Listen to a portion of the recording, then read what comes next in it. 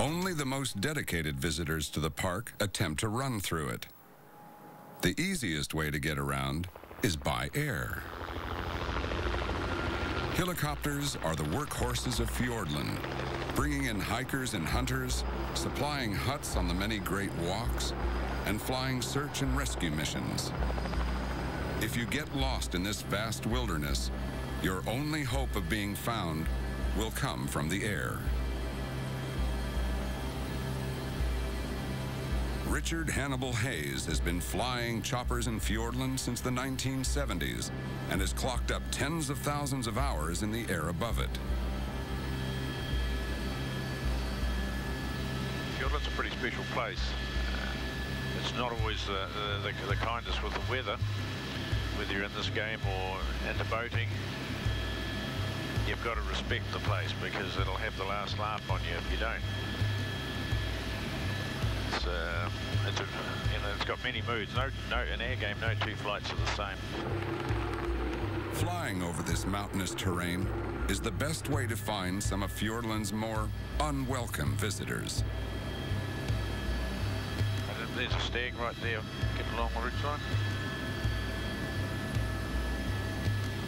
Red deer are a common sight on the ridges and hilltops. Another animal introduced by the European settlers in the 19th century, deer have become a pest, and Hannibal has spent many hours pursuing them and trying to control their numbers.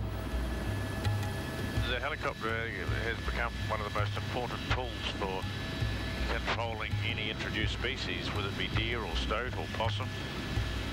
It just cannot physically be carried out by people on foot. You've just got to have that aerial transport. Helicopters are often the only way to connect with Fiordland's other main form of transport, boats.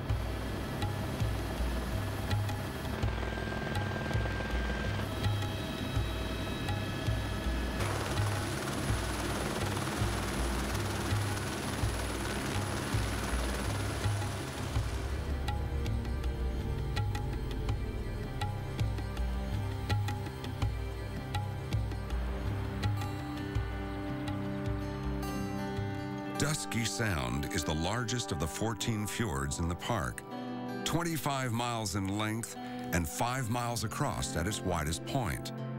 There are no roads leading here. The only way to get to it is by air or sea. Because of this isolation, it is pristine and unspoiled by development. There are no houses, power lines, or traffic, just mountains and forests and blue water. Derek Brown has been visiting this unspoilt waterway for 10 years. The sort of place where once you go home afterwards, you're planning your next trip and you're saying, oh, I've got to get back there because it's just something that is unique. Although the land is protected, it's possible to fish here, and it's not difficult to gather some of the best and freshest seafood in the world. This lunch, fantastic. The noise of a boat engine is usually enough to attract Dusky Sound's resident pod of bottlenose dolphin. This family group spends almost their entire lives in the calm, safe waters of the Sound. Fiordland is the only place in the world where dolphins live like this.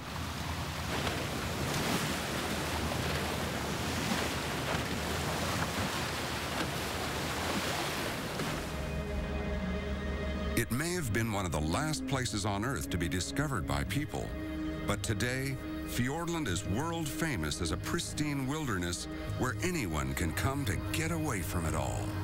You can come in here for possibly 7 to 8 days at a time on a boat and actually see no one else apart from whoever's on the boat with you. That's quite special these days. There are few places on Earth as remote and unspoiled as Fiordland National Park. Hidden away at the edge of the world, it is a wonderland, practically untouched by mankind. A place to return to nature and marvel at its beauty and power. I think everybody should see this. This should be somewhere everybody has to go because that's what it makes you feel like. You could be in the past or in the future and you'd still find this place the same.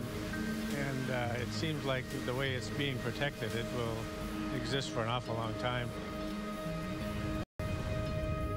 Perhaps our children can come here 20 or 30 years and they will see exactly what we're seeing.